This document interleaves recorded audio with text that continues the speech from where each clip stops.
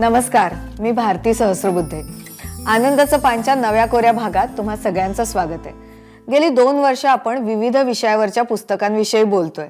काहींमुळे मनोरंजन होतं, काही आपल्याला नवा अनुभव देतात, काही वेगळा विचार देतात, पण काही पुस्तकं अशी असतात जी आपली डोळे उघडणारी, अत्यंत मौलिक असतात.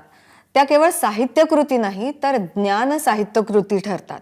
अशीच गेल्या वर्षी प्रकाशित झालेली महाकादंबरी म्हणजे तथागत गौतम बुद्ध. दीर्घ अशी ही कादंबरी आपल्याला बुद्धांच्या काळात घेऊन जाते. त्या काळातली समाजरचना, भाषा, राजकारण, ग्रामव्यवस्था या सर्वांचं यथार्थ वर्णन या कादंबरीत आहे.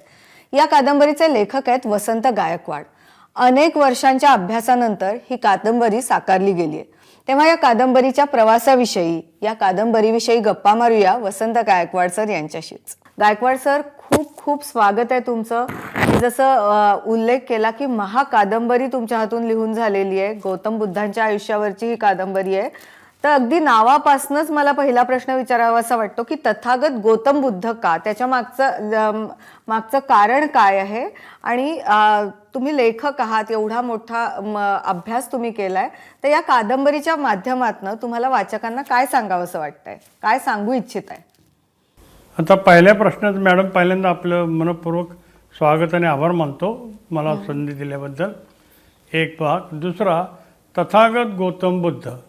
तथागत या शब्दाचा अर्थ तथा आधी आ अधिगत म्हणजे सत्याप्रत पोचलेला तो तथागत, हा एक भाग. दुसरा, आता आपण बोलताना आपल्या नावाचा उल्लेख करून म्हणतो मी हा बोलतो, मी वसंत गायकवाड बोलतो का, तसे बुद्ध हे स्वतःला तथागत बोलतायत. हे तथागतांना मान्य आहे किंवा तथागतांचं मत आहे. तथागत असा उपदेश करतात असा उल्लेख करत होते. याचा आधार त्रिपिटक म्हणजे बौद्ध धर्माचा जो पवित्र ग्रंथ आहे त्यामध्ये असा स्पष्ट उल्लेख आहे. आता गौतम शब्द सगळीकडे गौतम असा शब्द प्रचलित झालेला आहे, पण ते चूक आहे. त्याची कारणं अशी आहेत. पहिलं म्हणजे त्रिपिटकमध्ये गौतम असा मूळ ग्रंथात गौतम असा शब्द वापरलेला आहे.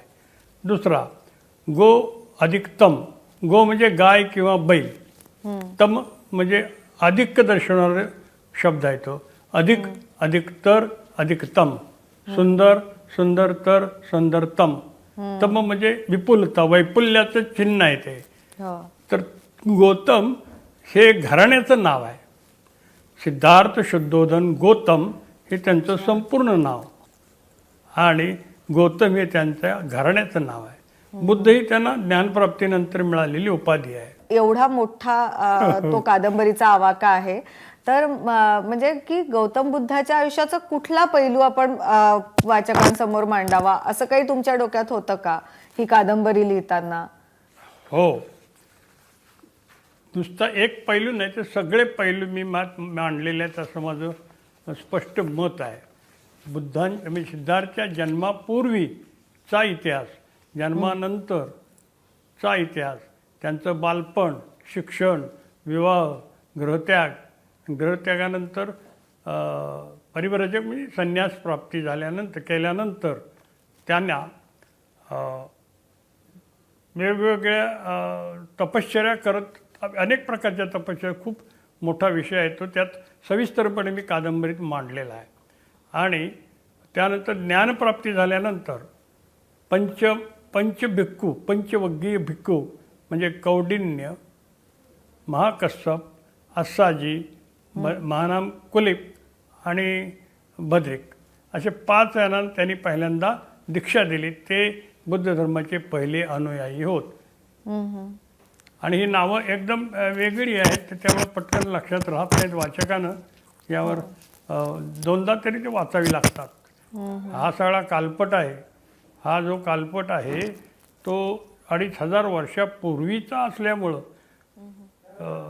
ते थोडंसं जरा नवीन वाटतं, पण समजून घेतलं. आणि मी भाषा अतिशय साधी वापरलेली आहे. उच्च तत्वज्ञान स्पष्ट करताना जेवढं मला साध्या शब्दात, कुठेही अलंकारिक भाषा मी यात वापरलेली नाही. आणि तथागत गौतम बुद्धांचा जो जीवनपट आहे संपूर्ण, हे कथन करताना मी 13 निवेदकाने हे कथन केलेलं आहे. त्यापैकी काल, काल दॅट इज टाईम, काल समय, काल पुरुष किंवा म्हणतात म्हणजे आपण ज्याला टाईम म्हणतो तो. उपाली हा त्यांचा विनय प्रमुख, त्यानंतर त्यांची माता महाप्रजापती, असे असे एकूण 13 जण आहेत. या 13 जणांनी ही कथी स्वयं निवेदन पद्धतीनं म्हणजे आत्मनिवेदन पद्धतीनं याचं कथन केलेलं आहे, जन्मापासून महापरिनिर्वाणापर्यंत. याबरोबर सगळ्यात चॅलेंजिंग मला वाटत होतं, मला बाकी बुद्ध लिहिताना कुठं दडपणही आलं नाही किंवा काही वाटलं नाही, परंतु यशोधराचं पात्र रंगवताना मला थोडासा जरा दडपण आलं होतं. का? बुद्धांनी गृहत्याग केल्यानंतर ती एकाकी पडते आणि मग पूर्वीचं जीवन आत्ता जीवन यातला जो संघर्ष आहे तो मी खूप चांगल्या रीतीने टिपण्याचा प्रयत्न केला आहे. कारण जरी एक वाक्य माझं सिद्धार्थच्या संदर्भात थोडंसं झालं तर त्यांच्यावर अन्याय झाला असता आणि त्यांच्या संवेद लिहिलं असतं, त्यांच्या मतानं लिहिलं असतं तर यशोधरावर अन्याय झाला असता. आणि मोठं ते मला चॅलेंजिंग ते मी चांगल्या रीतीनं पार पाडल्याचं अनेक लोकांचं मत आहे. आपण प्रश्न विचारा म्हणजे मला. हो गायकवाड सर, खरं तर तुम्ही इतकं सविस्तर आणि छान सांगताय की ऐकत राहावं असं वाटतं. पण मला खूप उत्सुकता आहे ज्या प्रश्नाची तो प्रश्न विचारते, तो म्हणजे की इतका मोठा हा अभ्यास आहे, मोठं संशोधन आहे, हे संशोधन करताना काय काय चॅलेंजेस आले? कारण गौतम बुद्धाच्या आयुष्यावर म्हणावं तर बरंच लिहिलं गेलेलं आहे, आपल्याला माहिती पण समाजात खूप गोष्टी आपल्याला माहिती आहेत, लहानपणापासून आपण गोष्टी रूपात ऐकत आलेलो असतो, पण तरीही त्यांचं आयुष्य जाणून घेणं, त्याचा अभ्यासपूर्वक मांडणी करणं आणि एका कादंबरीच्या रूपात ती सादर करणं, हे सगळ्या गोष्टी चॅलेंजिंग काय होतं? सगळ्यात चॅलेंजिंग काय होतं? खूप चांगला प्रश्न विचारला, व्यवस्थित सांगतो मी. पहिली गोष्ट, बुद्धांच्या जीवनावर संक्षिप्त किंवा विवेचनात्मक किंवा वैचारिक ग्रंथ आहेत, छोटे लहान मोठे, परंतु लालित्यपूर्ण लेखन त्यांच्यावर झालेलं कमी झालेलं आहे. त्यापैकी साधारणपणे इसवी पूर्व 150 वर्ष अश्वघोष जो कनिष्काच्या पदरी महाकवी होता, त्यानं नॉट चरित्र हे लिहिलेलं आहे. म्हणजे बुद्धांच्या महापरिनिर्वाणानंतर 600 वर्षांनी लिहिलेलं आहे. त्यानंतर ललितपूर्ण लिहिलेली घटना आपल्या Deccan college of Pune, Deccan college जे आहे तिथं ब्रिटनचे एडविन अर्नाल्ड नावाचे प्राचार्य होऊन गेले. त्यांनी लाईट ऑफ एशिया लिहिला. मी सांगतोय ती पुस्तकं फक्त लालित्यपूर्ण कोणते आहेत ते सांगतोय. त्यानंतर कृष्णाजी अर्जुन केळसकरांनी ते छोटंसं चरित्र आहे, पण चांगलं आहे ते. पण लालित्यपूर्ण भाग शिकागो युनिव्हर्सिटीमध्ये पॉल चेरस नावाचे फिलॉसॉफीचे डीन होते, त्यांनी 1911 मध्ये द बुद्ध नावाचं नाटक लिहिलं. म्हणजे तसं पाहायला गेलं तर तीनच यापूर्वी लालित्यपूर्ण ग्रंथ झालेले आहेत. आणि पुन्हा मग मी काय केलं, मी का निवडला कादंबरी प्रकार? कारण त्यांच्यावर कादंबरी प्रकारात कोणतंही लेखन झालेलं नाही. आणि सर्वसामान्य वाचक किंवा कोणालाही विवेचनात्मक किंवा वैचारिक लेखनापेक्षा कादंबरी, कथा हे फार आवडतात. आणि या माध्यमातून मी सर्वसामान्यापर्यंत गोष्टी रूपानं असं केलेलं आहे. असं त्यातला माझा हेतू आहे. याला जोडूनच प्रश्न आहे की पण कादंबरी म्हणजे ललित साहित्य गौतम बुद्धांच्या आयुष्यावर नाही असं तुम्ही म्हणाले, पण तुम्ही इतका अभ्यास केलेला आहे, तर तो अभ्यास करत असताना की पुन्हा एकदा एक चांगलं चरित्रच निर्माण व्हावं असं नाही का वाटलं कधी तुम्हाला? कादंबरीच या म्हणजे फॉर्मॅटचा आधार का घ्यावा लागला? कादंबरी फॉर्मॅटचा आधार घ्यायला त्यातलं पहिलं म्हणजे सर्वसाधारण वाचकाला किंवा त्यांच्या मानसशास्त्र वाचकाचं आहे, कथारूपानं सांगितलं की त्याला लवकर अपील होतं, एक भाग. दुसरा कसं आहे, त्यामुळं हा भाग मी निवडला. आणि त्याला जी लेखन पद्धती वापरलेली आहे त्याला आत्मनिवेदन पद्धती किंवा सायको अनालिसिस पद्धतीने त्यांचं संपूर्ण जीवन चरित्र आहेच आणि ते मोठ्या कौशल्यानं खुबीने जोडलेलं आहे एकमेकाला. त्यात एका निवेदकाचं निवेदन संपलं की ताबडतोब दुसऱ्या याचं होतं ते तिथूनच पुढं सुरू होतं. आणि ही लिंक मी शेवटपर्यंत राखलेली आहे. गौतम बुद्धांच्या आयुष्यावरची ही कादंबरी आहे. कादंबरीच्या स्वरूपात तुम्ही तुमचा केलेला इतका मोठा अभ्यास समोर मांडला आहे. मला माहिती आहे, ती पुस्तक चाळताना लक्षात आलं की साधारण 1200-1300 पानाची अशी ही कादंबरी आहे. तर लिहायला सुरुवात केल्यावर आपण म्हणजे काय काय भाग त्यात असणार आहेत, कशा पद्धतीने ही कादंबरी पुढे जाणार आहे याची कल्पना होती? अशी महाकादंबरी होईल असं वाटलं होतं की ते लिहिण्याच्या ओघात झालं? हो हो हो हो हो हो नाही नाही ओघ वेगळत काय नाही, हे ठरवून आहे. 1976 साली मी एमएला मी एक फिलॉसॉफीचा स्टुडंट आणि 1976 साली फिलॉसॉफीमध्ये इंडियन फिलॉसॉफीमध्ये बुद्धिस्ट फिलॉसॉफी एक भाग आहे, तो मी खूप चांगल्या रीतीनं लेखन केलं. मला खूप चांगले मार्क पडले. त्या दिवसापासून 76 सालापासून हा विषय माझ्या मनात आहे आणि नेहमी माझं अखंडपणे फिलॉसॉफीचं वाचन असतं मी त्याचं, आणि इतिहासाचं पण आहे. इतिहास मी एम ए हिस्ट्री आहे, एम ए फिलॉसॉफी आहे. आणि त्यामुळं त्या दिवसापासून आपण बुद्धांच्या जीवनावर लिहायला पाहिजे ही मात्र जाणीव तीव्रतेनं माझ्या मनात सतत जागृत राहत होती. परंतु मी माध्यमिक शिक्षक होतो वाई तालुक्यात आणि पुन्हा मी MPSC मार्फत क्लास 1 ऑफिसर झालो. पुन्हा मग प्रशासनात गुंतल्यामुळं मला तिकडं लक्ष देता आलं नाही. आणि मला ही जाणीव होती की आपण बुद्धांच्या जीवनात प्रशासक अधिकारी असताना आपण लिहू शकणार नाही, कारण तेवढा वेळ देता येणार नाही. परंतु मी 2006ला रिटायर झालो. आता 18 वर्ष आहे म्हणजे रिटायरमेंट नंतर. मी शेती करतो आणि शेतीत काम करत असताना जे चिंतन मला माझी एखादी निर्जीव वस्तू काही प्रेरणा देऊ शकते याचा मी जिवंत अनुभव घेतला. ते माझं शेतात काम करताना एवढं तल्लीन होऊन जात होतं त्यात. आणि सगळा कादंबरीचा संपूर्ण आराखडा, पात्र, संवाद, तो भूतकाळ, या सगळ्यांचं ताळमेळ मी शेतात घेत होतो. आणि घरी आलो की कॉम्प्युटरवर टाईप करणे, डायरेक्ट मी पेनने लिहिलेली नाही, डायरेक्ट कॉम्प्युटरवर टाईप केलेली कादंबरी आहे. आणि मी तसाच लिहितो डायरेक्ट. माझ्या मुलीचा मी विद्यार्थी आहे, तिनं मला शिकवलं. वयाच्या 52 वर्ष मी ते शिकलो. बरोबर आहे. माझं शेतावर त्यामुळं प्रेम आहे. एखादी निर्जीव वस्तू कशी प्रेरणा देऊ शकते. आणि मला शेतातल्या कालावधीतनं मला चिंतन झालं आणि गेले कित्येक वर्षाचं चिंतन आहे ते. आणि मग रिटायर झाल्यानंतर मी हातात घेतलं 2006ला आणि 2012ला ही कादंबरी पूर्ण केली. 6 वर्ष लागली. ही कादंबरी 25 वेळा मी तपासलेली आहे आणि त्याच्या 20 कॉपी काढून महाराष्ट्रातले तज्ज्ञ समीक्षक आणि डॉक्टर म्हणून वाचून त्यांची मतं घेतलेली आहेत मी. आणि मग मेहता, आपल्याला माहिती आहे की मेहता पब्लिशर हे आंतरराष्ट्रीय कीर्तीचं आहे, ते माझे पब्लिशर आहेत. त्यांनी 2-4 कादंबऱ्या पूर्वी प्रकाशित केलेल्या आहेत. माझी चितेवरच्या कळ्या ही आकाशवाणी सांगली केंद्रावर ते वाचन झालं होतं. सत्यमेव जयतेला सुद्धा चांगलं पारितोषिक मिळालं आहे, चांगली प्रतिसाद मिळाला आहे. असे मग मी ते अगदी पक्क ठरवून निश्चित ठाम करूनच ते केलेलं आहे. मला असं कुठेही अडचण आली नाही. फक्त अडचण कुठं आली, मला संदर्भ पुस्तक नीट मिळत नव्हते. मग सुदैवाने मी पुण्यात होतो. उपयुक्त म्हणून परीक्षा परिषदेला मी नोकरीचंच होतो अंतिमच्या टप्प्यात.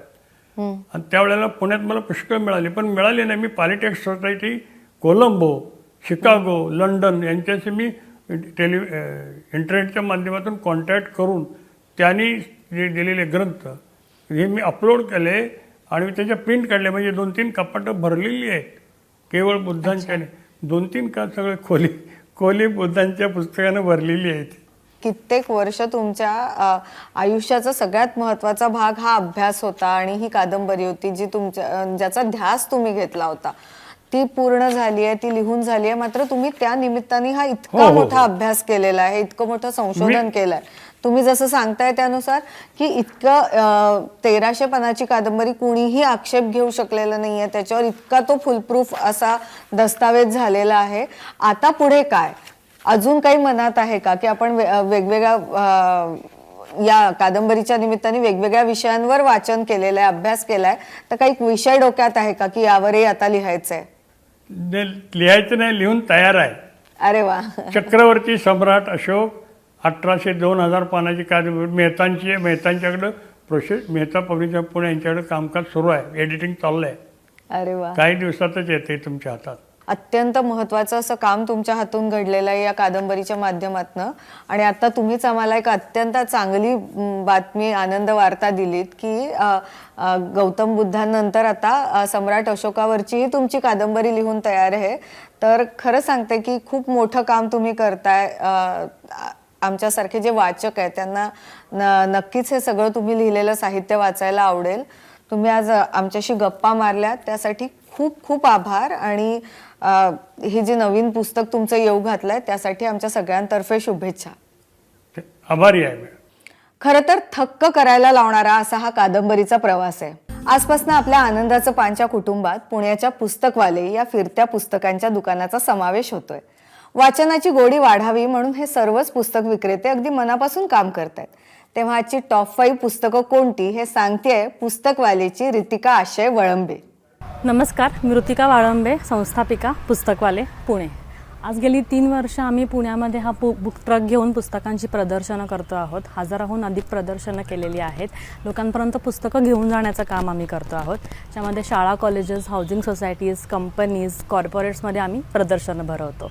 याच्यात आमच्या लक्षात आलं की लहान मुलांच्या पुस्तकांची भरपूर मागणी आहे. त्यामुळे मी पहिलं पुस्तक सांगेन हे लहान मुलांचं, आपल्या सगळ्यांचा लाडका चिंटू. चारुहास पंडित आणि प्रभाकर वाडेकर यांनी लिहिलेला हा चिंटू सकाळ वृत्तपत्रामधून कॉमिक स्ट्रिप म्हणून बरेच वर्ष येत होता. त्यानंतर पुरंदरे प्रकाशनाबरोबर त्यांनी कंपायलेशन करून भरपूर कॉमिक स्ट्रिप्सला एकत्र करून त्यांची पुस्तकं बनवलेली आहेत. 38 पुस्तकांचा हा संच आहे. आपल्या सगळ्यांचा लाडका चिंटू आज एवढे वर्ष होऊन सुद्धा आपल्याला खूप रिलेटेबल वाटतो. दुसरं पुस्तक आहे वि.स. खांडेकर लिखित आणि मेहता पब्लिशिंग हाऊसने प्रकाशित केलेलं ययाती. मराठीतील पहिली कादंबरी आहे ज्याला ज्ञानपीठ पुरस्कार मिळालेला आहे. 11 जानेवारी 2024ला वि.स. खांडेकर यांची 125वी जयंती आहे आणि आजही ह्या पुस्तकाला भरपूर डिमांड आहे. तिसरं आहे यश आणि राधा यांचे संच. माधुरी पुरंदरेंनी लिहिलेलं आहे आणि त्यांनीच गोंडस अशी चित्र काढलेली आहेत. ही 6 पुस्तकांचे हे संच आहेत. ज्योत्स्ना प्रकाशन यांचं प्रकाशन आहे. आणि ह्या पुस्तकांमध्ये राधाचं घर, ह्या पुस्तकामध्ये राधा नावाची छोटीशी मुलगी आणि तिच्या घरातील म्हणजे तिच्या कुटुंबातील प्रत्येक व्यक्तीबद्दल एक पुस्तक आहे. आणि यशमध्ये यश नावाचा एक छोटा मुलगा आणि त्याच्या दैनंदिन जीवनात घडणाऱ्या गमती जमतींच्या या 6 गोष्टी आहेत. माधुरी पुरंदरेंनी अत्यंत सहज आणि सोप्या भाषेमध्ये आणि आत्ताच्या काळात घडणाऱ्या गोष्टी याच्यामध्ये लिहिलेल्या आहेत. चौथं पुस्तक आहे गोष्टी माणसांच्या. सुधा मूर्तींनी लिहिलेलं आणि मेहता पब्लिशिंग हाऊसचं प्रकाशन आहे. हे सुधा मूर्तींनी हे लिहिलेली त्यांना आलेले अनुभव, त्यांना भेटलेली लोक, त्यांच्याबरोबर घडलेल्या गोष्टी आणि त्याच्यातून आलेले छान छान अनुभव त्यांनी ह्याच्यामध्ये लिहिलेले आहेत. संस्कार करणारे आणि मूल्यांबद्दल भाष्य करणाऱ्या ह्या गोष्टी आहेत. लीना सोनी यांनी याचा अनुवाद केलेला आहे. 5वं पुस्तक आहे सोयरे वनचरे. अनिल खैरे यांनी हे लिहिलेलं आहे आणि समकालीनने प्रकाशित केलेलं आहे. याच्यामध्ये अनिल खैरे यांनी कात्रजच्या सर्पोद्यानासाठी केलेलं त्यांचं योगदान, त्यांचं प्राण्यांविषयी त्यांचं प्रेम आणि ह्या मुक्या जीवांसोबत त्यांनी ज्या काही धमाल गोष्टी केलेल्या आहेत ह्या सगळ्या लिहिलेल्या आहेत. हे नुकतंच प्रकाशित झालेलं पुस्तक आहे सोयरे वनचरे. तर ही होती या आठवड्याची टॉप 5 पुस्तकं. आज आपण गप्पा मारल्या त्या वसंत गायकवाड सरांनी जो अभ्यास केलाय, जे संशोधन केलंय ते पाहता वाटतं लेखक खूप मोठं काम करतायत.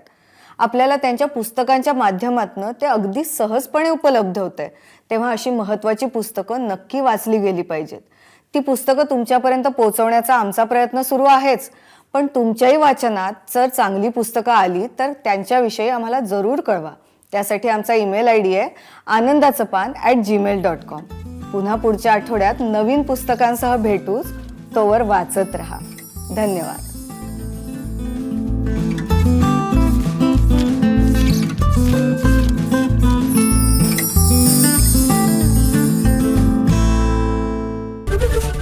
ABP माझा, उघडा डोळे बघा नीट.